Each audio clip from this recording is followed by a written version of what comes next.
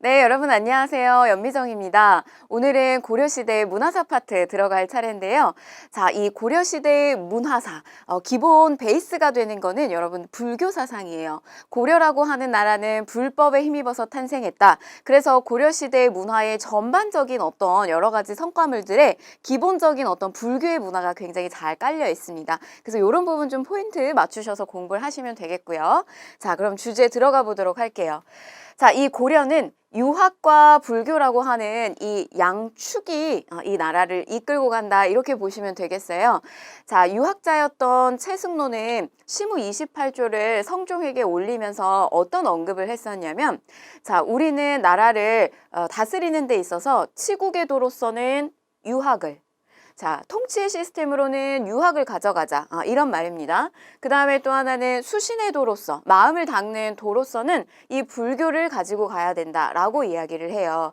그래서 기본적인 어떤 사상이 전반적으로 많이 퍼져 있는 것은 불교지만 나라를 움직이는 통치의 시스템으로서는 유학을 가지고 왔습니다. 그래서 이렇게 두 가지를 중점적으로 보셔야 되는데 자, 이 유학 어디서 공부를 했을까요? 학교에서 공부를 했겠죠. 그런데 고려시대 들어오게 되면 저 유학을 공부하는 학교 중에 국가에서 만든 학교가 아니라 개인이 만든 말하자면 사립학교 또는 조금 쉬운 개념으로는 학원이라고 생각하시면 돼요. 입시학원. 그래서 이런 학원이 굉장히 융성을 하게 돼요. 그래서 모든 사람들이 다 거기에 많이 쏠려가게 됩니다. 그래서 이때 당시 사학이 너무나 융성을 하게 되니까 여기에 대응을 하기 위해서 국가 차원에서 국가가 만들었던 학교를 키우려고 하는 노력을 해요. 바로 관학을 진흥하려고 하는 노력을 한다. 그래서 이 관학의 여러 왕들이 관학에서 어떤 부분을 좀 이 사학에 대응을 해서 우리 쪽도 좀 키울 수 있을까라고 하는 노력을 하게 돼요. 그래서 그런 부분들이 시험에 나오는 포인트가 될 수 있어요. 자, 이 부분 관학진흥책. 자, 그 다음에 또 하나 불교입니다. 자, 불교 같은 경우는요. 후삼국 시대에 신라가 무너지는 요 시기가 되면 그러니까 중앙에서 왕족이나 귀족들이 좋아했던 교종이 아니라요. 교리를 중심으로 해서 깨달음을 얻는 교종이 아니라 신라 말이 되면 선종이 유행을 하게 돼요. 그런데 이제 이 선종은 누가 선호를 하게 되냐면 서민층이나 아니면 호족들, 지방의 근거지를 잡은 호족들이 이 선종을 좋아하게 되거든요. 왜냐면 이제 그 교종이라고 하는 것은 교리, 너무 경서에 대한 깨달음이 있어야 되는 거기 때문에 굉장히 좀 어렵죠. 그런데 이 선종이라고 하는 거는 내 마음의 수행, 참선을 통해서 깨달음을 얻는 방법이거든요. 그래서 많은 서민층들이 좋아한단 말이죠. 그래서 후반이 되면 선종이 굉장히 유행을 해요. 그리고 이걸 바탕으로 해서 새로운 나라인 고려라고 하는 나라가 탄생을 했고요. 그런데 문제가 있어요. 어떤 문제가 있냐면 선종은 힘을 중앙으로 이렇게 모이게 해줄 수 있는 사상이 아니라 지방으로 좀 흩어내는 그런 사상이란 말이죠. 그래서 나라를 통합하고 난 고려 같은 경우는 선종을 바탕으로 해서 고려가 탄생은 됐지만 다시 이 교종을 강조할 수밖에 없습니다. 왕실이나 지배층에서 선호하는. 그래서 고려 초창기에는 선종하고 교종이 부단히도 좀 이렇게 대립하고 갈등하는 이런 구조를 보이게 돼요. 자, 그런데 고려의 승려들의 과제는 바로 여기에 있습니다.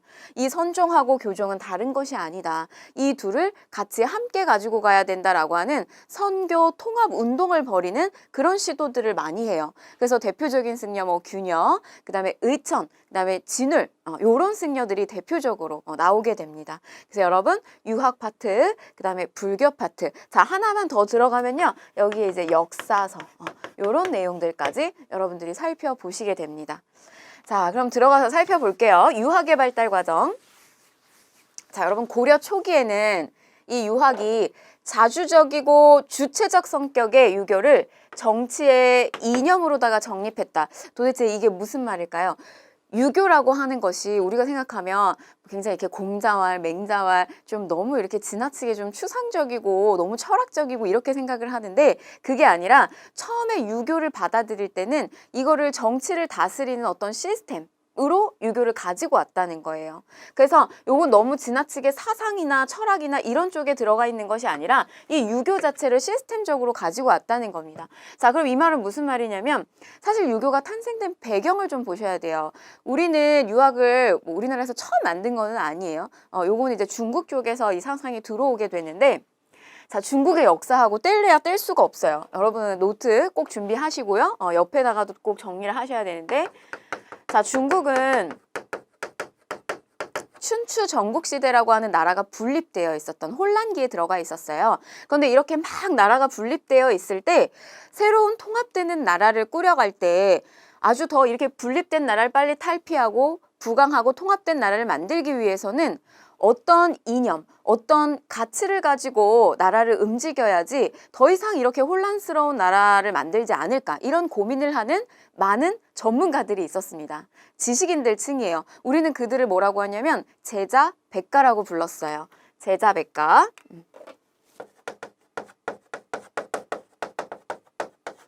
그래서 이들 제자백가들은요, 여기 이제 여러분들이 잘 아시는 뭐 공자, 맹자, 노자 이런 사람들이 등장을 하게 되는 거예요. 이렇게 뒤에 자자가 붙으면 거기 학식이 굉장히 높은 전문가를 의미해요.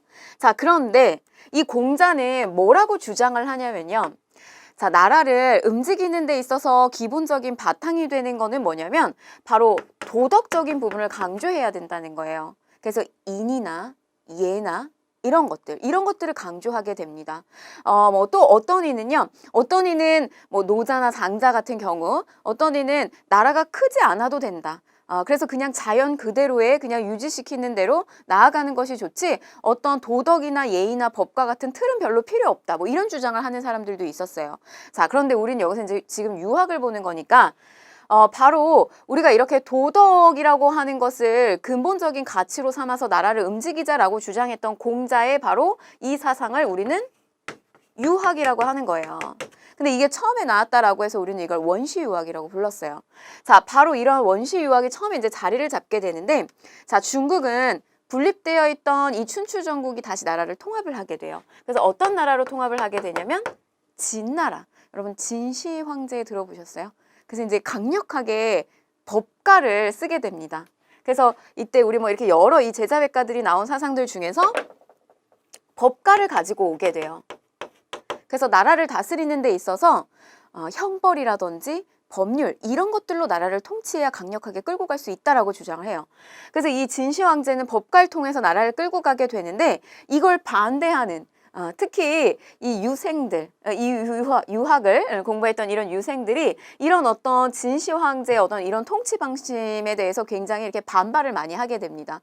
그래서 이들을 특히 타격을 많이 받아요. 이런 유생들의 어떤 경전이라든지 이런 것들은 전부 불태워버리고 유생들을 다 묻어버리는 분서객류와 같은 사건이 일어나게 됩니다. 그래서 한동안 여기서 유학이 완전히 사라진다라고 보시면 되겠어요. 자, 우리가 지금 이제 중국사 계속 하게 되는데 여러분들이 이 유학이라고 하는 게 너무 머리에 이렇게 붕 떠 있으면 안 되기 때문에 제가 조금 그 원론적인 것부터 이렇게 좀 설명을 드립니다. 자, 그래서 진나라, 그 다음에 나오는 나라가 중국의 진나라, 한나라예요. 한나라 고조 유방은 나라를 통치하는 데 있어서 어떤 시스템을 가지고 왔냐면요. 이 법가를 가지고 와요. 그런데 여기에 같이 뭐를 합치시키냐면 이 유가를 두 가지를 혼용하는, 그래서 합쳐서 좋은 점을 통치의 시스템으로 삼습니다. 자, 그런데 이 유가를 가지고 오려고 하다 보니까 지금 앞에 진나라 시대 때 분서객류가 일어나게 되면서 많은 유학 경전들이 다 불타버린 거예요. 그러다 보니까 이 시기에 오니까 이게 뭔가 철학적인 논의나 깊이가 있을 수가 없어요. 기본 베이스가 없어서. 그래서 이 시기 때 오게 되면 그냥 뭐 유교 경전의 내용을 밝히는 정도. 그래서 뜻과 음과 뭐 이런 것들을 밝히는 정도에서 그칩니다. 우리는 그거를 뭐라고 부르냐면 훈고학이라고 불렀어요. 자, 그래서 우리 이 중국사에서 진나라, 한나라 이후에 당나라. 그래서 이 시기는 계속 훈고학이 유행을 하게 된 거예요. 어떤 철학적인 깊이가 있다기보다는 그냥 단순한 유교 경전의 내용을 밝히는 정도. 그래서 우리는 이 훈고학을 다른 말로 뭐라고도 부르냐면 한당 유학이라고도 불렀어요. 그런데 바로 이 시점에 자, 우리나라 살펴볼게요. 자, 우리나라가 이 시점에 고려, 그 다음에 앞에 삼국시대 이렇게 들어가게 됩니다. 그래서 바로 이 시점에 이 훈고학이 우리에게로 들어오게 되는 거예요. 그래서 고려 시기 때 들어오게 되는 거는 처음에 이런 어떤 나라를 통치하려고 하는 이런 시스템, 그리고 좀 단순한 어떤 유교 경전의 내용들, 이런 것들이 고려 초반기에는 자리를 잡게 된다는 거. 자, 그래서 초창기에는요, 이때 만들어졌던 어떤 이런 유학이 가지고 있었던 좀 자주적이고 주체적인 나라를 통치하는 시스템이 이때 들어오게 된 거고요. 그리고 그것을 어떻게 하자? 바로 이 최승로라고 하는 유학자는 나라를 이끌고 가는 데 있어서 이러한 유고사상을 통치 이념으로 삼자라고 시무 28주에 담은 거예요.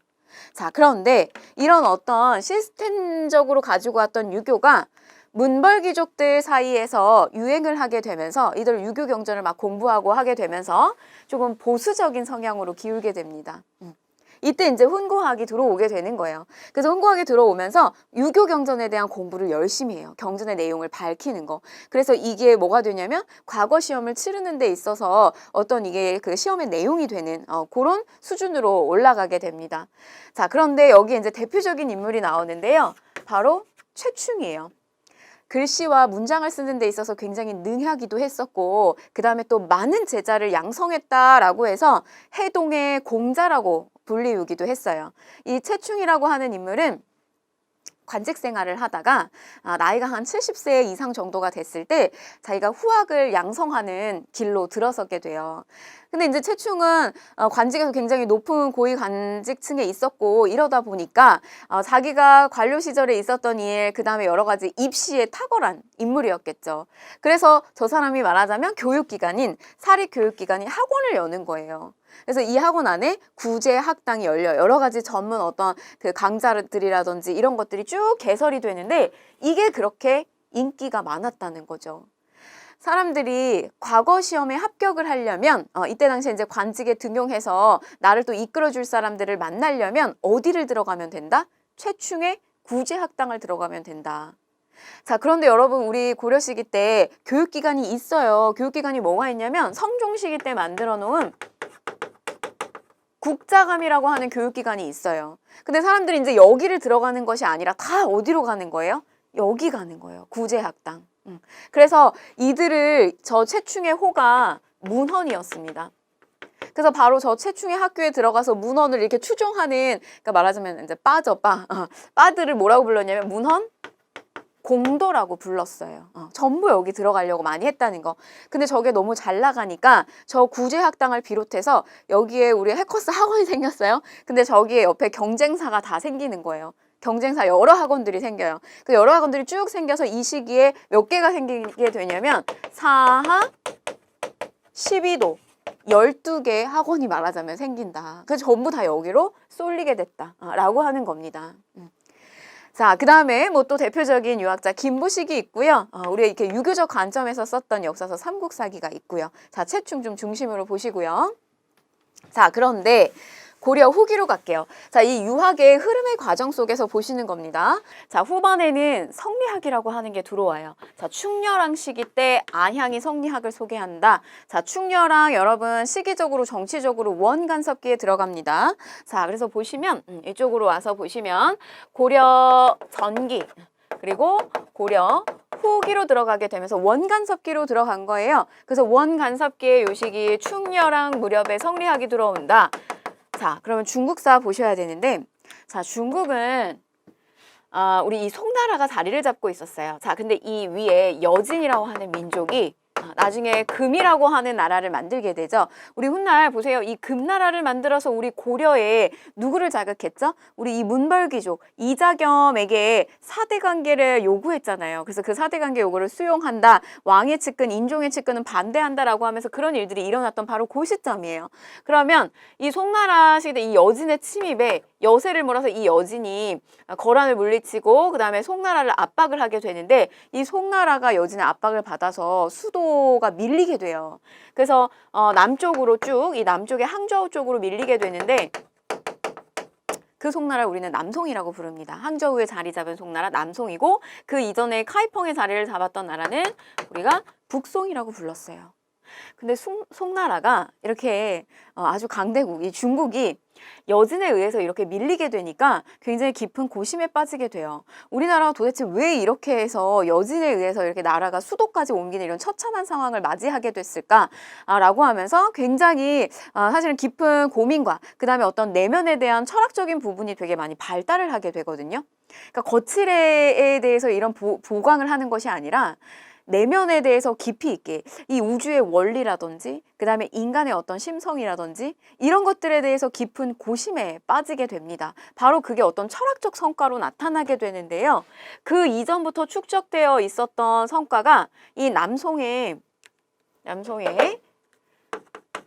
주희라고 하는 인물이 그 이전에 축적됐던 많은 성과를 여기서 집대성을 하게 돼요. 그게 바로 성리학입니다. 우주의 원리를 깨닫고요. 그 다음에 거기에 작은 우주라고 생각하는 이 인간의 심성에 대해서 철학적으로 깊이 있게 들어가는 거예요. 그래서 그 이전에 보여줬던 이 훈고학하고는 철학적으로 깊이 면에서 굉장히 큰 차이를 보이게 되는 거죠. 이게 바로 성리학인데 바로 이제 여러분들이 아시는 주희가 우리가 흔히 부르는 주자예요. 그래서 주자 성리학이라고 하는 것이 탄생을 하게 됩니다. 그래서 송나라, 그 다음에 중국은 몽골이 이제 차지를 하게 됩니다. 그래서 북송, 남송, 그 다음에 송, 원나라. 자, 연결이 되실까요? 여러분, 원나라, 그 다음에 고려에서 원 간섭기에 우리가 들어가게 되죠. 바로 이 무렵에 충렬왕, 그 다음에 넘어가서 그의 아들 충선왕. 그래서 원나라의 학자들 많이 불러가지고 이 지역에다 막 같이 교류도 시키고 하잖아요. 저 충선왕이.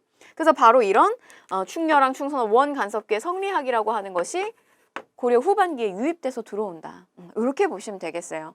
자, 그래서 내용 보시면 성리학이 이제 본격적으로 안양에 의해서 처음 들어와서 이재현, 충선왕이 만건당, 북경 영경에다가 만건당을 설치하죠. 그래서 그 만건당 설치하면서 여기에 뭐 조맹부 막 이런 원나라의 학자들이 여기서 공부를 해요. 그런데 이런 학자에 대적할 만한 우리의 학자가 누가 있을까? 이재현을 추천합니다. 그래서 이 이재현이 이 만건당에 들어가서 원나라의 성리학자들하고 활발하게 교류를 하게 돼요. 그러면서 이제 본격적으로 성리학이 더욱더 빠르게 전파가 되는데 그때 또 활약했던 이가 이색이라고 하는 인물이고 바로 저 이색이라고 하는 인물 밑에서 많은 제자들이 또 키워지는데 정몽주가 있고요. 정도전이 있고요. 이런 사람들이 키워나가게 되는 겁니다. 나중에 결국에는 조선이라고 하는 나라의 어떤 기반을 또 다져주는 신진사대부들을 많이 키워나가게 되는 거죠. 자, 성리학의 확산이에요. 그래서 공민왕 때 키워지죠. 이색이, 정몽주, 정도전 등에게 성리학을 가르치게 된다. 바로 이런 흐름 속에서 이루어지게 된다라고 하는 겁니다. 그럼 여러분 이 성리학이라고 하는 거는요. 송나라로부터 들어왔는데 우리가 이 성리학이 우리만의 우리가 왜 그 불교 같은 경우도 앞에다 해동자를 붙어서 우리만의 것이다라고 해서 해동 뭐 이렇게 붙이거든요. 뭐 해동 공자 뭐 이렇게 붙이는 것처럼 우리만의 어떤 성리학이 막 발전을 하고 탄생을 하게 되는 거는 이황하고 이이에 의해서 이 성리학이 더욱더 많이 발전을 하게 됩니다. 그건 이제 조선 중반기에 가서 이루어지게 되겠죠. 자, 그러면 유학교육기간, 자 제가 앞에서 어떤 포인트 잡으셔야 되냐면 사학이 진흥하고 있을 때 관학 어떻게 진흥책 어떤 것들이 있었느냐 살펴봐야 된다라고 했어요. 자 보시면 관학은 관립학교인데 중앙에는 국자감이 있고요. 지방에는 향교가 있었어요. 그래서 여기서는 유학 공부를 하고요. 그 다음에 기술학 공부를 합니다. 특히 이제 나중에 가게 되면 이 유학 부분을 굉장히 강조하게 되는데요. 자 그런데 이 국가에서 만드는 관립학교였던 국자감보다 뭐가 유행을 했다? 최충의 구제학당이 유행을 했다. 문헌공도. 그래서 12개의 사학이 발달을 하게 됐다. 저 학교에 들어가면요. 최충의 구제학당에 들어가게 되면 이미 입시에서 아주 월등한 성적으로 합격한 합격생들이 와요. 그래서 그 합격생들이 와가지고 여기에 들어온 학생들을 이렇게 봐주기도 하고 여러 가지 테스트 해주기도 하고 각촉붓이라고 해가지고 암전을 시킨 다음에 여기 이제 촛불이 녹을 때까지 이 촛불이 녹을 때까지 또 글을 빠르게 쓰게 하는 연습 같은 것들을 시킨다든지 뭐 이런 굉장히 시스템이 잘 갖춰져 있었다고 해요. 이 구제학당이. 자 그러면 우리가 관학을 키우기 위해서 어떻게 했느냐? 숙종, 예종, 인종. 여러분들이 바로 이 부분을 보셔야 됩니다. 자, 숙종 때는요. 우리도 그러니까 국자감에다가 이런 것들을 키운 거예요. 구제학당을 대응하기 위해서, 사학시비도를 대응하기 위해서. 자, 이 국자감에 출판을 담당하는 서적포를 둡니다. 서적포. 언제? 숙종 시기 때 서적포, 서적간행. 그래서 우리도 우리 학교에서 책 출판해서 만들겠다. 이런 거예요.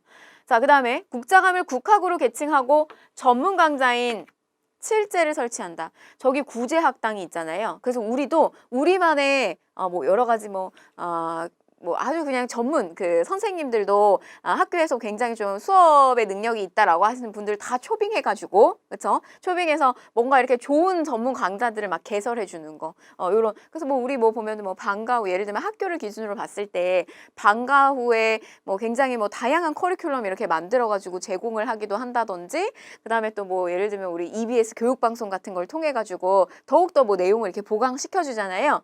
그래서 전문 강좌인 요런 칠제 같은 것들. 그 다음에 우리도 구제학당 하는 것처럼 우리도 장학재단 만들어주겠다, 빵빵하게. 그래서 만약에 너희가 공부 잘하고 열심히 하게 되면 여기에 장학금을 주겠다라고 하면서 설치한 것이 양형고예요. 칠제, 그 다음에 양형고. 이게 바로 예종 때고요. 또 학문연구소, 청영각, 보문각 이런 것들 설치하게 됩니다.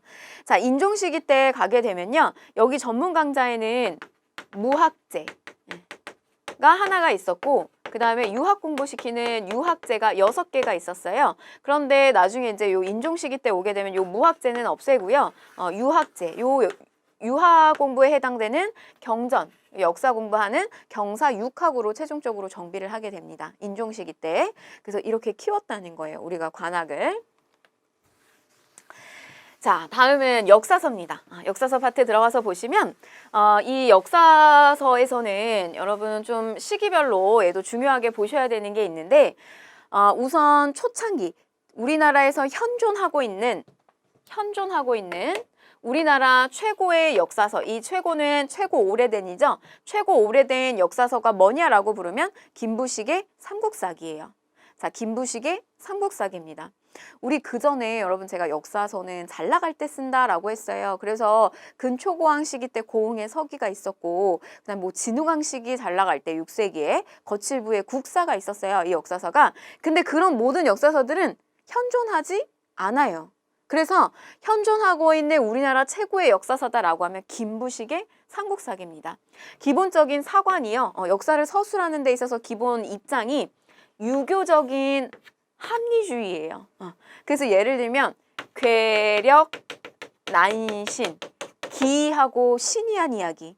예를 들면 단군설화 같은 이야기. 그래서 곰과 호랑이 나와가지고 뭐 쑥과 마늘을 먹어가지고 갑자기 웅녀가 되고 사람이 돼서 나라를 탄생했다라고 하는 그런 괴력, 난신과 같은 그런 이야기는 싫지 않는다. 삼국사기는. 그래서 삼국사기에는 대표적으로 이 단군설화의 내용이 없어요. 자, 그리고 기 전체로 편찬을 하게 됩니다. 삼국사기예요. 이건 중국의 역사서에 역사를 서술하는 그 방법을 가지고 온 건데요. 사마천의 사기라고 하는 역사서에서 처음 가지고 왔어요. 그래서 보면은 여기는 이제 본기, 그다음에 세가, 그리고 열전. 보통 본기하고 세가에서는 왕을 중심으로, 그래서 황제나 제후의 이야기를 담고요. 그다음에 본기, 세가, 열전. 이 열전에서는 보통 이 시기에 뭐 영웅들의 이야기를 많이 담아요. 신료들의 이야기를 담아요. 그래서 그리고 뭐 지표라고 하는 여러 가지 이제 뭐 제도사적인 부분을 담는데, 그런 식으로 쭉 이렇게 나열을 한 것이 기 전체의 방식이에요. 좀 이렇게 인물을 중심으로 해서 담았다라고 보시면 되겠어요.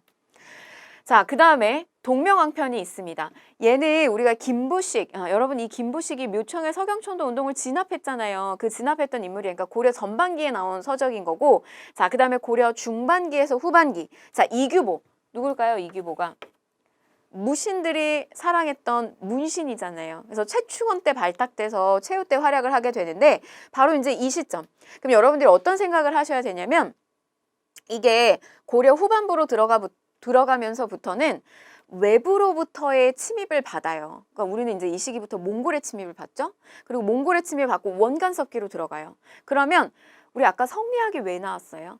이 성리학, 인간의 심성에 대해서 깊이 있게 들여다보려고 하는 어떤 철학적인 부분에서 깊이가 생긴다라고 하는 거는 내가 뭔가 위태로운 상황에 처해 있다는 거예요.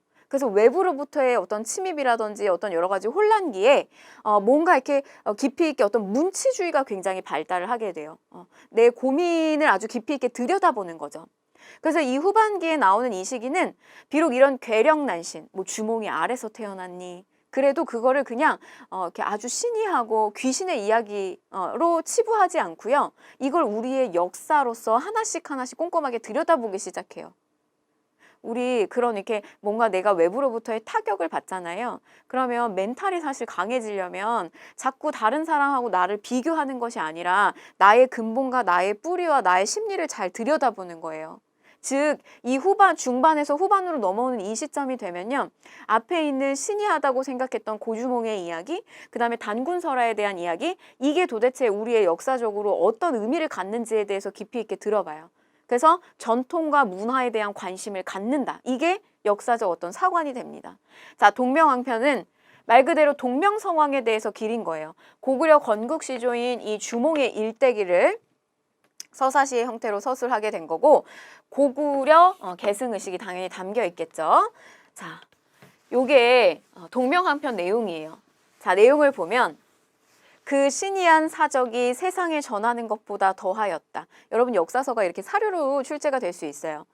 그러나 처음에는 믿지 못해서 귀신과 환청 우리가 들린다고 하잖아요. 환영 들린다고 하잖아요. 이렇게만 여겼는데 이걸 3번, 4번 반복해서 읽어서 점점 그 근원에 들어가다 보니 이거는 환영이 아니고 성스러운 것이며 귀신이 아니고 이것은 신이 한 것이다. 라고 이렇게 동명왕에 대한 이야기를 들여다보고 있다. 이게 바로 동명왕편입니다. 자, 그 다음에 삼국유사예요. 여러분, 앞에 문벌귀족기 때 유교적인 어떤 합리주의, 여기에 베이스를 깔고 들어갔던 게 삼국사기라면 고려 후반기에 들어오게 되면서는 삼국유사입니다. 삼국유사. 불교사를 중심으로 고대의 민간설화를 담고 있어요. 이거 누가 썼냐면 승려예요. 이련은 승려예요. 그러니까 당연히 저 삼국유사의 내용은 불교사가 많이 들어갔겠죠. 삼국의 건국신화 등을 수록하고 있고요. 우리나라의 문화하고 전통을 중시하고 있어요. 그래서 모두 들어가 있다. 단군의 건국 이야기 들어가 있다. 자, 다시 삼국사기는 단군설화 있다 없다? 없어요. 삼국유사는 있다 없다? 삼국유사는 있습니다. 자, 저 승려 이련이 썼던 삼국유사, 저게 쓰여졌던 시기가 언제냐면 충렬왕이에요. 충렬왕 시기 우리가 원 간섭기로 들어갔던 때, 몽골의 침입을 받았던 때예요. 우리의 문화와 전통에 대해서 깊이 있게 들여다본다. 삼국유사입니다. 자, 이러보건대 삼국의 시조가 모두 신비로운 데에서 탄생하였다고 하여 이상할 것이 없다. 그러니까 우리 이렇게 대통령 딱 이렇게 당선되면요. 그때 누군가 이제 딱 당선이 되면 뉴스나 신문 기사에 일단 뭐가 실리냐면 이 모 대통령이 옛날에 어머니가 태몽으로 이런 걸 껐더라라고 하면서 그런 기사도 굉장히 이슈거리로 뜨거든요. 그러면 이렇게 태몽을 들어보면 남달라요. 우리 이렇게 일반인들의 모습과 조금 달라요. 뭐 우리 보통 뭐 딸을 낳으면 어머니 이렇게 복숭아를 이렇게 딴다든지 이런 그냥 조금 그냥 좀 이렇게 평범한 그런 것이 아니라 좀 굉장히 남달라요. 그래서 주몽이 아래서 태어난 거, 박혁거세가 아래서 깨어난 거, 단군이 이 곰이 웅녀가 돼서 단군이 태어난 거, 뭐 이런 것들이 뭐가 그렇게 기이하냐 이거예요. 나라를 이끌어가는 이런 어떤 군주나 왕이라면 뭔가 이렇게 신이하고 남다른 면모가 있어야 된다. 그거를 이렇게 이제 신화, 설화로서 표현을 하고 있는 거죠.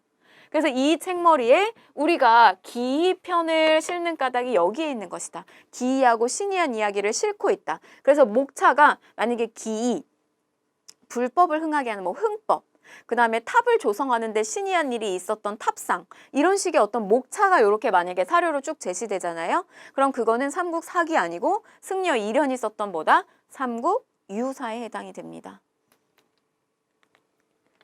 자, 그 다음에 제왕운기예요. 제왕운기. 자, 여러분 삼국유사와 제왕운기는 짝꿍처럼 기억을 하세요. 똑같이 충렬왕 시기 때 쓰여졌어요. 그래서 원나라 시기 때 몽골의 침입이 들어왔을 때 이때입니다. 역시 우리의 뿌리부터 단군, 조선부터 시작해서요. 고려 충렬왕 때까지의 역사를 서사시로 정리하고 상권에서는 중국사, 하권은 우리나라 역사. 그래서 비교적 중국 역사와 우리의 역사를 대등하게 이렇게 끌고 갔던 것이 바로 제왕운기입니다. 자, 다음 불교 정책으로 넘어가서 좀 보도록 할게요. 자, 제가 앞에서 개괄해 드릴 때 이 불교 정책은 어떤 부분을 봐야 되느냐? 자, 일단 고려라고 하는 나라가 불법에 힘입어서 탄생한 나라이기 때문에 왕실 차원에서 국가 차원에서 불교를 막 키우려고 하는 노력을 많이 했어요. 그래서 보시면 태조 시기 때 훈요 10조에 연등해 팔간에 융성하게 해라. 아주 성대하게 해라. 그 다음에 광종 시기 때 과거제 승과제도도 있어요. 과거제 자체가 광종 시기 때 들어왔는데 이때는 승과도 포함되어 있었다는 거. 그리고 나라나 왕에게 이렇게 자문을 구해주고 조언을 해줄 수 있는 승려들, 이런 제도를 만들었다는 거예요. 국사, 왕사제도. 그리고 또 성종 시기 때 최승로의 시무 28조. 여기서 조금 달라지죠. 연등해와 팔간해가 일시적으로 성종 시기 때 폐지가 돼요. 유학자였던 최승로의 건의를 받아서 이때 연등해와 팔간해가 일시 폐지되는데, 이거는 무슨 말이냐면, 여러분 근데 의미가 좀 달라요.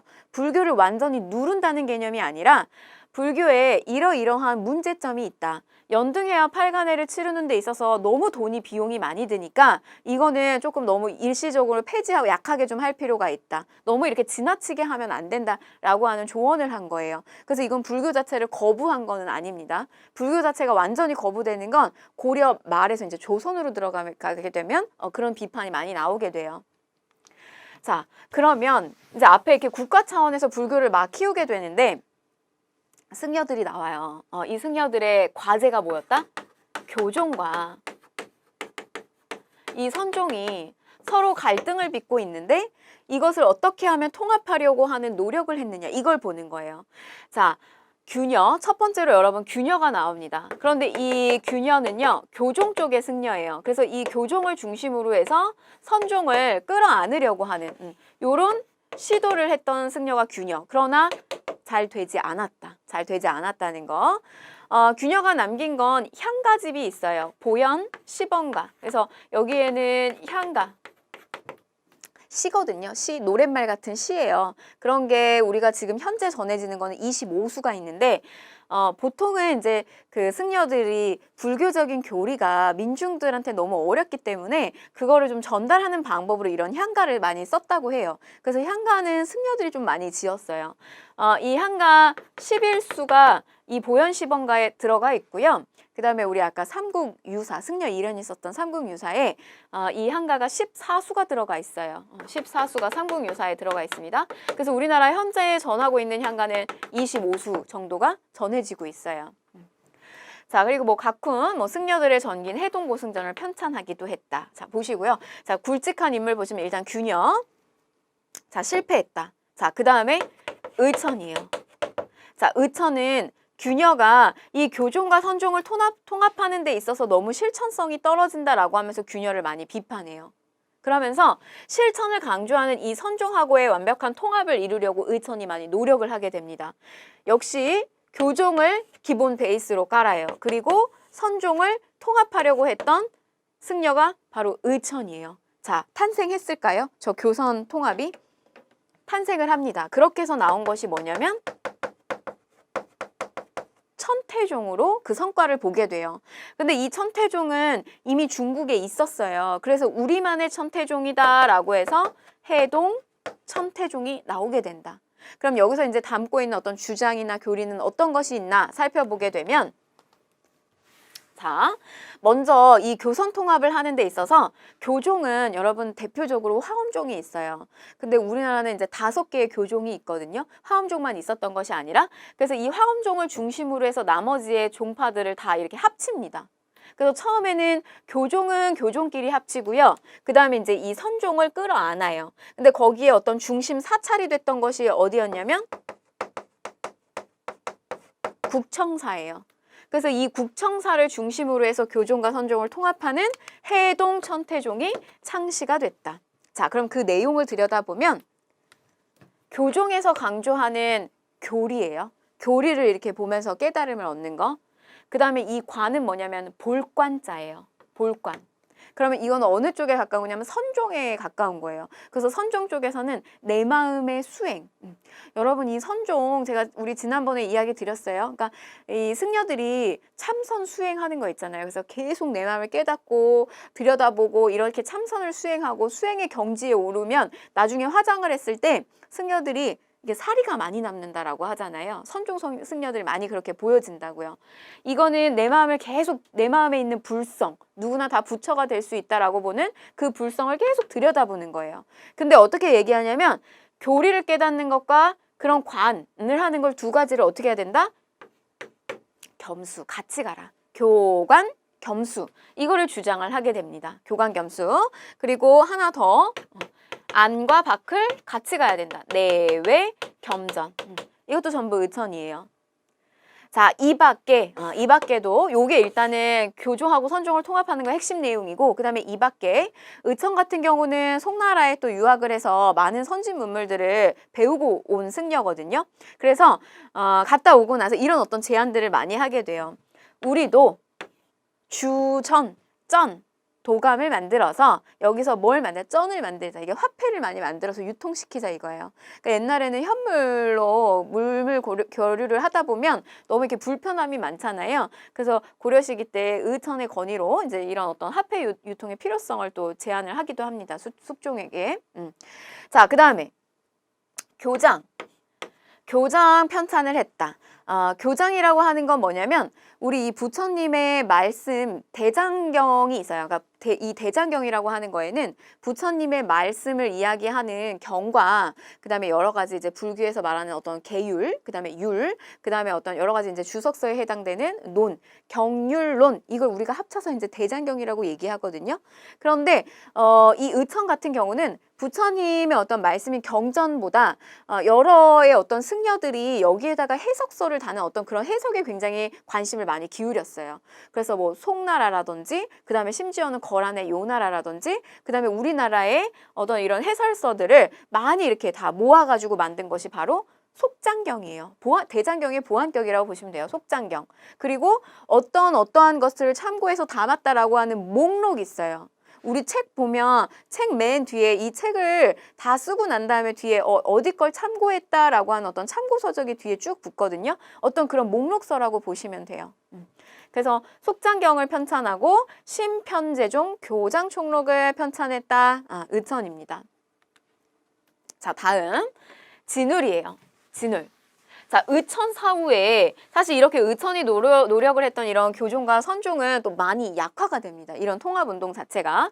그래서 이거를 이어받은 이가 진울인데 진울가 같은 경우는 이 앞에 있었던 규녀하고 의천의 모습하고는 조금 달라요. 자, 핵심의 뿌리가 어디에 있냐면 진울은 선종에 있어요.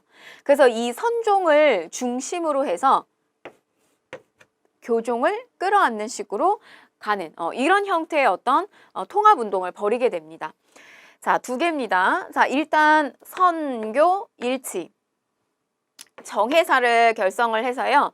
그러니까 말하자면 이제 통합운동을 벌인 거예요. 그래서 여기서 이제 담고 있는 거, 이 의천이 해동 천태종을 만들어서 자리 잡게 했다면 진울 같은 경우는 이 선교 일치를 통해서 조계종이라고 하는 것으로 자리를 잡게 하는데요. 그 내용을 좀 살펴보게 되면 돈오 점수, 이거는 뭐냐면 돈오, 단박에 깨달음을 확 얻는 거예요. 그러니까 이렇게 참선을 수행하는 어떤 그 교리를 이렇게 깨닫는다라고 하는 거는 교종 같은 경우는 경전에서 얘기하는 교리를 그대로 답습하는 식으로 가거든요. 그래서 이렇게 깨달음의 경지에 올라요. 근데 이제 선종 같은 경우는 처음에는 내가 깨달음을 얻고 있는지도 몰라요. 근데 계속 참선 수행을 하죠. 막 이렇게 달마대사가 이렇게 벽만 보고 계속 수행을 했다라고 하는 것처럼. 그래서 계속 이렇게 수행을 하다가 어느 순간 내가 단박에 깨달음을 이렇게 얻는 거예요. 바로 이렇게 돈오라고 하는 것이 내가 이렇게 수행하다 단박에 깨달음을 얻는 거예요. 근데 이렇게 깨달음을 얻었다고 해서 그치는 것이 아니라 계속해서 점진적으로 이것을 계속 수행을 하는 겁니다. 돈오 점수. 자, 마찬가지. 정해상수도 고요하게 내 마음을 들여다보는 거예요. 참선을 수행하는 거 강조하는 거죠. 그 다음에 지혜해, 교리에 대한 깨달음. 그래서 이 정과 해를 두 개를 어떻게 해야 된다? 같이 가야 된다. 진울이에요. 진울. 그래서 선종을 중심으로 해서 교종을 깨달음을 얻는 거. 선교일치. 진울은 우리가 두 가지 포커스 잡게 되면 하나는 선교일치, 그 다음에 하나는 수선사 결사운동이에요. 결사운동이라고 하는 것은 뭐냐면 이거는 불교 개혁운동이라고 보시면 돼요. 당시에 지금 이 진울이 들어왔던 때가 언제냐면 무신이 집권하고 있었던 최충원. 바로 이제 요 시기에 들어오게 되는데 이때 당시에 이 무신들은 이제 진울을 많이 키우게 돼요. 그래서 진울 쪽에 많이 이렇게 지지를 해주게 되는데 선종 쪽에 지지를 하다 보니까 교종의 또 승려들이 또 탄압을 받게 되면서 뭐 처음에 이제 무신이 집권했을 때 귀법사의 난이라든지 이거 교종 승려들의 난이거든요. 그런 귀법사의 난이라든지 뭐 이런 게 일어나기도 했고 근데 이제 너무 불교가 타락했다고 보는 거예요. 이 시점에 와서. 그래서 불교 정화운동, 불교 개혁운동을 벌이게 되는데 순천 송광사에서 수선사라고 하는 결사 모임을 구성을 하게 됩니다. 그래서 뭐라고 하냐면 승려들이야 우리 본연의 모습으로 원래 모습으로 돌아가자 이래요.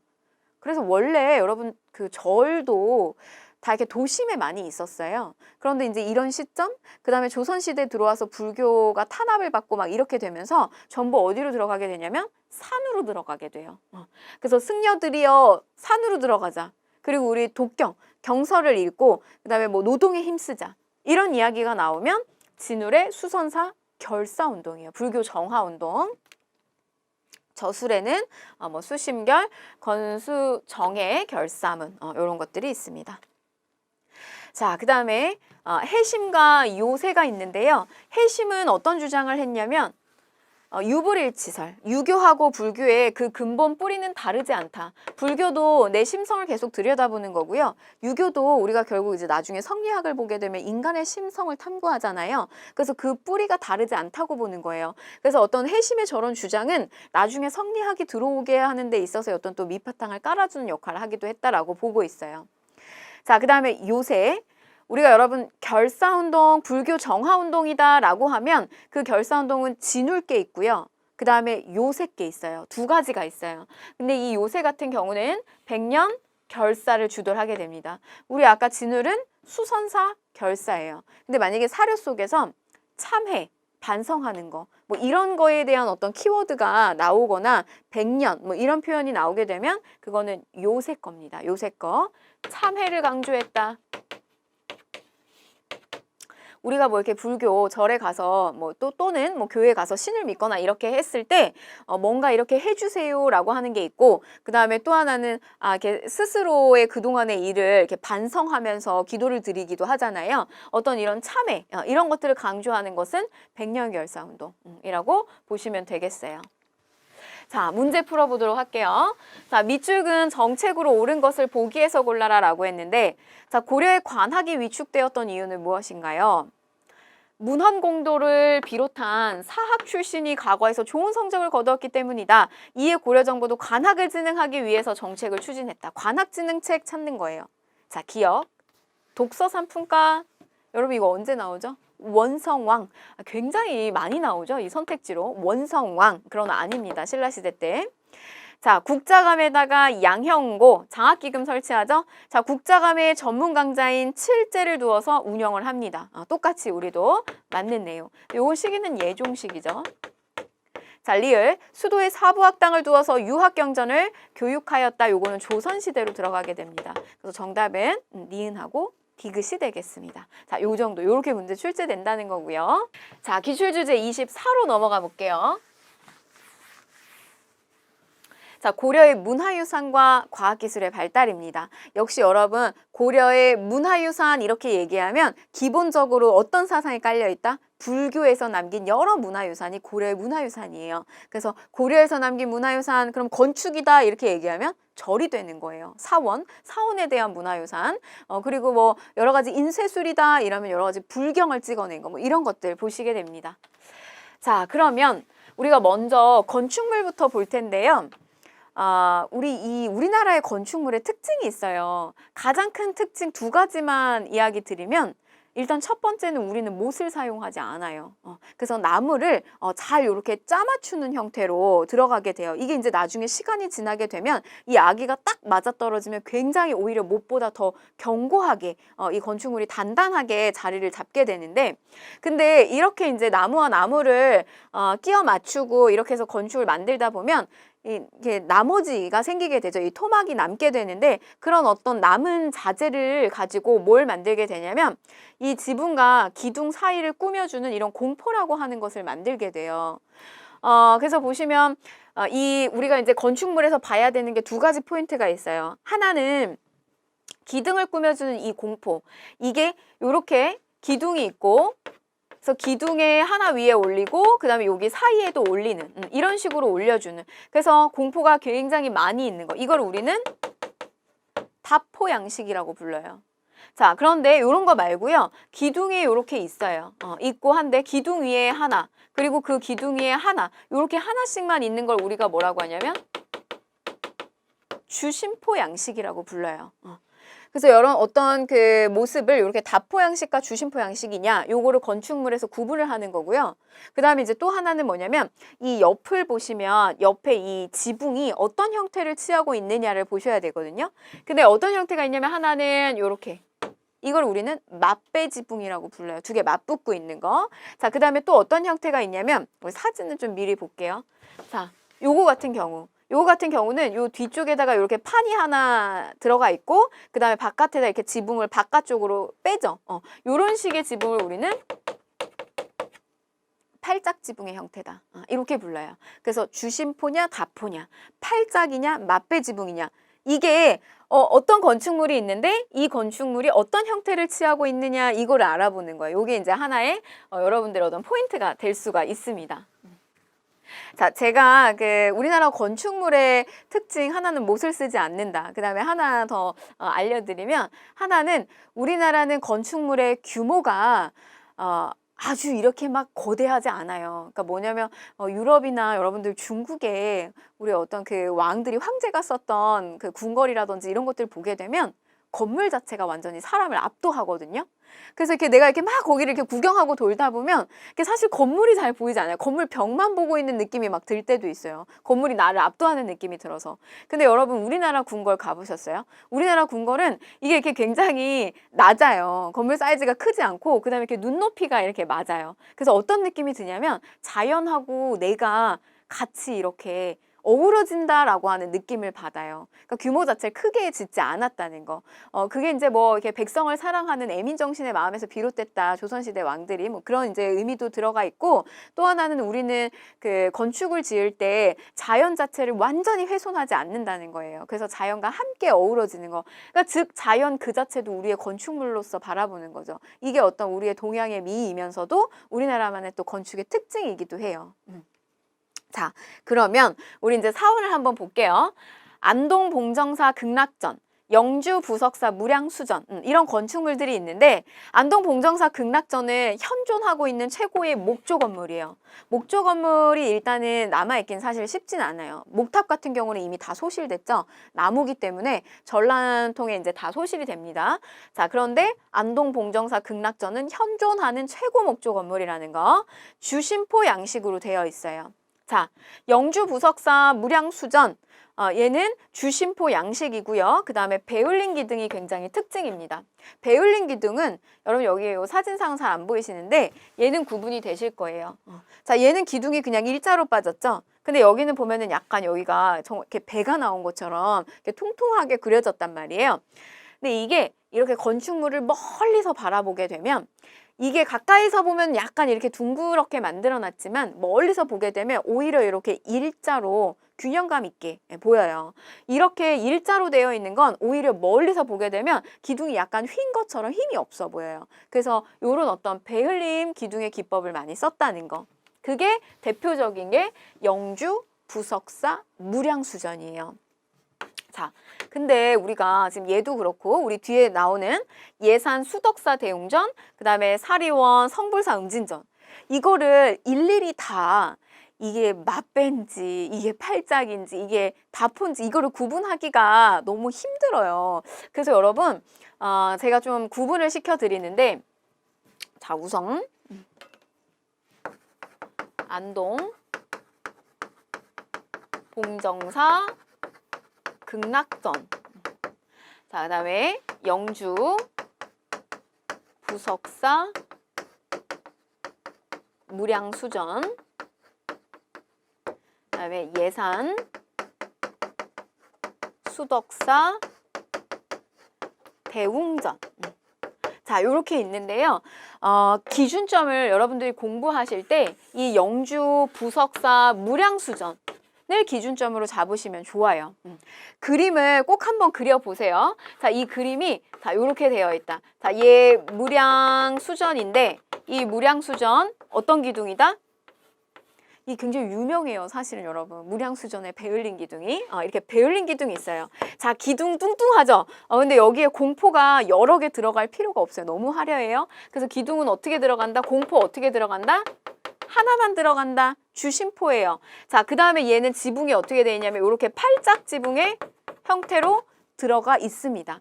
자, 그러면 제가 이제 여기서 기준점을 마련을 해드릴 텐데 얘는 지금 주심포예요. 하나만 들어간 나머지 다 주심포. 이 나머지가 이게 잘 나오거든요. 이게 시험에서. 나머지는 다 주심포예요. 근데 보시면 황해도 성불사 응징전이 있어요. 뒤에 이렇게 응진전. 저게 행정구역상은 저거는 지금 현재 북한에 있어요.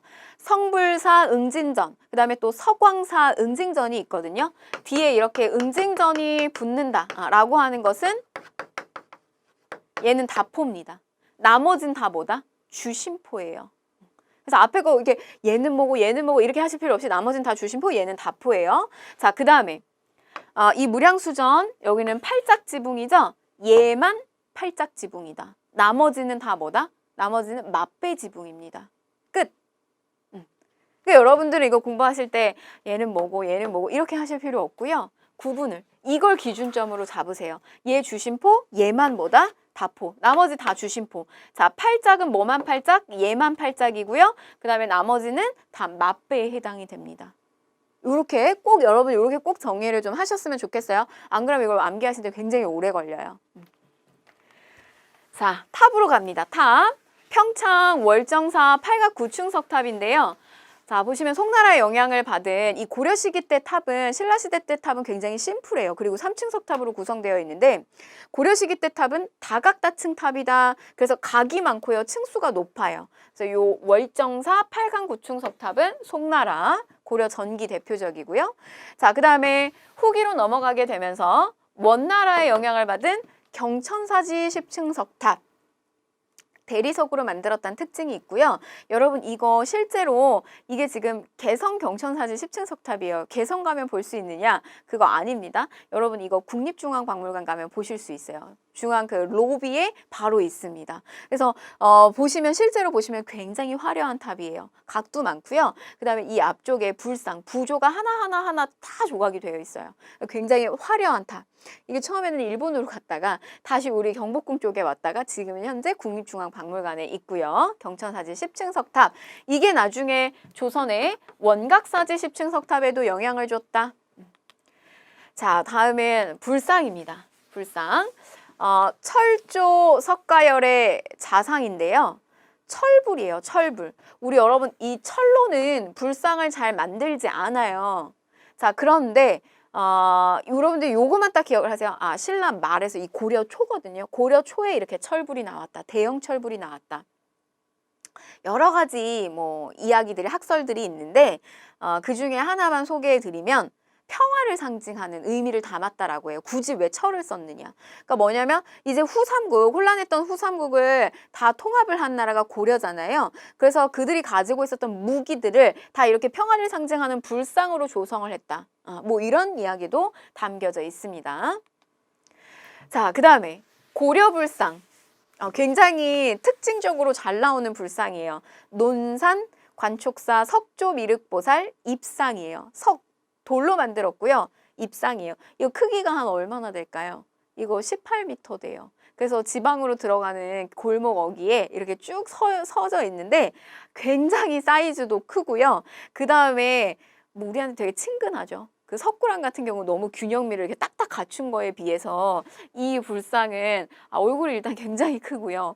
그 다음에 이렇게 어깨는 또 좁아요. 그리고 막 이렇게 막 팔이 굉장히 귀가 굉장히 느려져 있는 이렇게 개성이 강한 이게 고려 불상의 특징들이에요. 고려 시대 최대 규모의 석불. 자, 그 다음에 신라의 양식을 계승한 불상도 있습니다.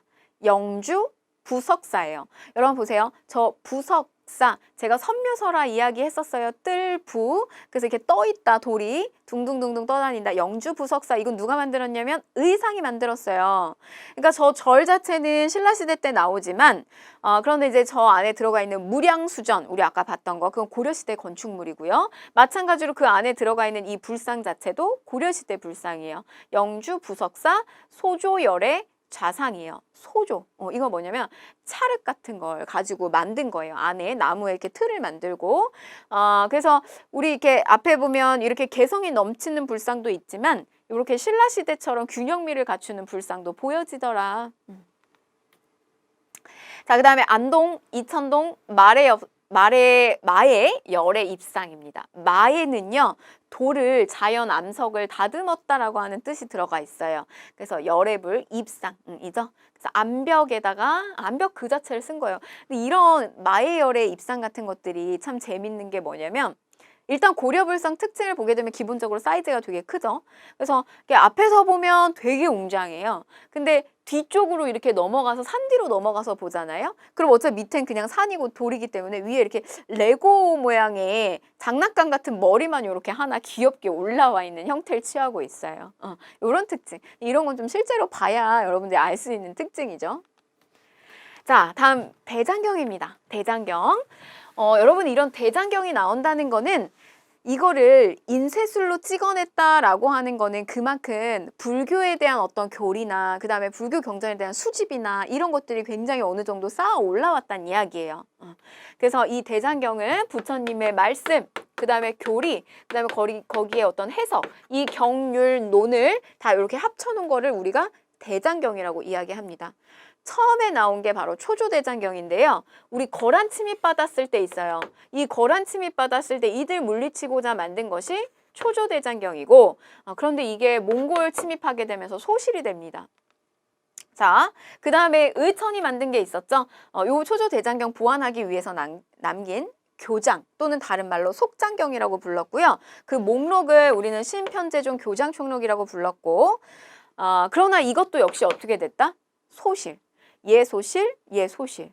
그래서 우리가 몽골 침입기 때 다시 만들어요. 그래서 우리가 다시 만들었다라고 해서 제조대장경 이렇게 부르는데 이게 바로 여러분들이 잘 아시는 팔만대장경이에요. 몽골 침입으로. 그래서 이걸 극복하기 위해서 3차 침입 때 요거를 만들게 됩니다. 이게 팔만대장경하고 관련된 거는 다 유네스코에 등재가 되어 있어요. 그러니까 이 팔만대장경도 유네스코 기록문화유산에 등재가 되어 있고 그 다음에 이 팔만대장경을 보관하고 있는 그 판전 자체도 유네스코의 문화유산에 등재가 되어 있어요. 그래서 보시면 뭐 세계기록유산에 등재가 되어 있다. 이거 여러분 만드는데 한 1인이요. 30년 동안 개인이 30년 동안 정말 딴짓을 하나도 하지 않고 계속 이것만 작업을 이 대장경 판각만 하는 이 작업만 계속 30년을 하면 만들 수 있다고 해요. 그러니까 굉장히 오랜 시간이 들여졌다라고 하는 이야기고 그 다음에 또 아주 그 가치가 높은 것 중에 하나는 오탈자가 없어요. 오탈이 없다는 거. 그리고 또 그 보관 자체도 아주 출중해서 썩지 않고 그대로 보존시켰다는 거. 조금 이렇게 아이러니한 면이 있어요. 이 팔만대장경이 그만한 역사적 가치를 가지고는 있지만 한편으로는 몽골 침입기 때 그래서 우리 고려 땅에서 피를 흘리면서 싸우고 있는 백성들이 있을 때 지르층들 사이에선 여기엔 시간과 노력 굉장히 많이 들였을 거라고 생각이 드는 거죠. 그래서 어떤 조금 그런 아이러니한 면도 있는 문화유산이기도 합니다. 자, 그 다음에 청자. 요거 이제 보시면 청자 보실게요. 고려 초반기, 특히 문벌귀족기 때 11세기 무려 문벌귀족기 때는 이런 순수청자, 맑고 투명한 비치색. 여러분 이거는 녹색깔을 바른 게 아니에요. 여기에 바르는 유약의 어떤 강도와 그 다음에 이거를 굽는 가마의 어떤 온도라든지 이런 것들에 대한 차이로 이렇게 은은한 녹색의 비취색이 나오는 거거든요. 근데 이런 기술력을 따라오기 어려웠다는 거죠. 고려청자입니다. 자, 그러다가요, 12세기 무신직건기를 넘어가는 시점이 되면서부터는 상감기법이 유행을 하기 시작해요. 그래서 상감이라고 하는 거는 안을 이렇게 파요. 그래서 음각을 해서 이 안에다가 백토, 흰 색깔. 그래서 이거는 음각을 한 다음에 여기다가 학들을 이런 식으로 그 백토를 메운 형태예요.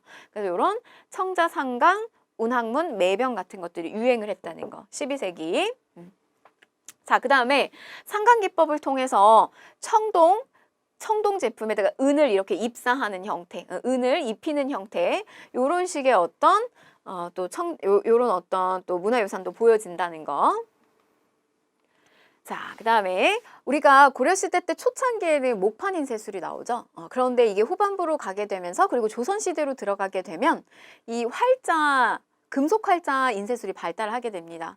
목판 인쇄술이 가지고 있는 장점은 일단 한 번 나무에다 판각을 하게 되면 같은 서적을 여러 번 찍을 수 있다는 장점이 있어요. 근데 단점은 계속 같은 거를 오래 찍어야 되고 새로운 것을 만들어내기 좀 어렵다는 불편함이 있는데 금속 활자 같은 경우는 활자를 하나하나 만들기 때문에 그걸 하나하나 만드는 데 어려움이 있어요. 그러나 좀 여러 가지 다양한 서적들을 또 만들어낼 수 있다는 장점이 있습니다. 그래서 이제 우리가 조선 시기로 들어가게 되면 그런 어떤 활자를 만들어내는 거, 여러분 도장을 새겨 보셨을 거예요. 그럼 이 도장이 잘 이렇게 판각이 잘 되면 딱 찍었을 때 제 이름이 이렇게 잘 나오는데 이게 조금 잘 안 되면 뭐 이름이 잘 이렇게 새겨지지 않잖아요. 특히 한자의 획 같은 거라든지 뭐 이런 게. 그래서 그런 활자를 만들어내는 게 굉장히 중요하고요. 그 다음에 이 활자마다 이거를 틀을 고정시키는 거, 이런 기술력이 조선시대 가게 되면 조금씩 더 발전을 하게 됩니다. 일단 처음에는 상정 고급 예문이다라고 하는 것이 금속 활자로 인쇄가 되었다라고 하는 기록이 남아 있어요. 근데 얘는 여러분 아쉽게도 현존하지 않아요. 그러니까 즉 이규보의 동국이 삼국지에 기록으로서 남아 있습니다. 현존하지 않다는 거. 그럼 우리가 알아야 되는 건 뭐냐면 그럼 현존하는 게 뭐냐? 금속 활자로서 현존하는 게 뭐냐? 바로 직지심체 요절이에요. 고려 말 후반이죠. 우왕 시기 때 청주 지역에서 간행을 하게 되는데요. 현존하는 가장 오래된 금속 활자본이고, 그런데 안타깝게도 현재 우리나라에는 없습니다. 이게 상권과 학원이 있거든요. 근데 학원만 프랑스 국립도서관에 보관이 되어 있어요. 그래서 우리가 이제 프랑스하고 근대 시기에 가게 되면 교류를 하게 되는데, 그때 당시에 이제 프랑스 주한공사가 이걸 이제 수집해서 갔다라고 합니다. 우리나라에 없다는 거. 역시나 유네스코 세계 기록유산으로 등재가 되어 있고요. 자, 그 다음에 기타 의술입니다. 향약 9급방이 있어요. 현존하는 우리나라 최고 의서고요. 향약 9급방. 요게 여러분 조선시대 가면 향약 집성방이 있어요. 세종시기 때 항상 요거랑 두 개 잘 나오기 때문에 구분을 잘 하셔야 되고, 그 다음에 고려 말에 신흥 무인 세력이 왜구를 격퇴하면서 뜨죠. 그 중에서 이제 최무선 그리고 이렇게 화통도감을 설치했다. 자, 문제 보실게요. 가에 들어갈 문화유산으로 옳지 않은 것은 했습니다. 자, 가. 이거 지금 뭐 만월대, 이걸 만월대는 궁궐터예요. 고려시대 궁궐터인데, 이 궁궐터 자체가 약간 경사진 곳 위에다가 이렇게 조성을 해가지고 굉장히 웅장한 느낌을 주는 궁궐터입니다. 그 다음에 뭐 마해열의 입상, 그 다음에 또 철조, 석가열의 자상, 전부 고려시대 문화유산이죠. 그럼 옳지 않은 거 골라라. 자, 안동 봉정사 극락전, 수덕사 대웅전, 성불사 응징전, 부석사 무량수전 전부 고려시대에 해당이 되고요. 요거 법주사 팔상전은 우리나라 남아있는 목탑이에요. 유일한 목탑의 형태를 취하고 있는 법주사 팔상전. 요거는 17세기 조선 시기 때 건축물이 되겠습니다. 그래서 정답은 2번이 되겠고요. 자, 그러면 우리 고려시대에 이렇게 마무리를 지어봤는데 빈술 키워드 어떤 게 가장 많이 나왔나 살펴볼게요. 자, 일단은 5위는 기주대첩, 그 다음에 4위는 의천이고요. 그래서 이거는 대외관계, 그 다음에 불교 파트 하나씩 나왔어요. 자, 나머지 3, 2, 1 뭐가 나올까요? 살펴보시면 자, 제가 같이 넣었거든요. 자, 다시 보실게요. 뭐가 나오냐면 성종, 공민왕, 광종이에요. 여기서 여러분들 뭘 캐치하실 수 있을까요? 즉 뭐냐면 왕의 업적. 역시나 왕조사. 그러니까 정치사를 중심으로 해서 왕의 업적이 굉장히 많이 출제된다는 거예요. 전반기 왕의 업적이죠. 그리고 후반기 공민왕. 원간섭기 때 충주에 붙은 왕들이 있지만 무엇보다도 많이 출제되는 거 공민왕. 그래서 역시 왕의 업적이 굉장히 많이 출제된다는 거. 여러분들이 조금 더 효율적으로 가시려면 공부하실 때 이런 부분 포인트 맞춰서 공부하시면 되겠다. 이렇게 설명드리고요. 오늘 고려사 문화사 파트가 굉장히 조금 길었습니다. 복습도 사진 보시고 하시면서 문제 풀고 복습 좀 잘 하시고요. 다음 강의에서 뵙도록 하겠습니다.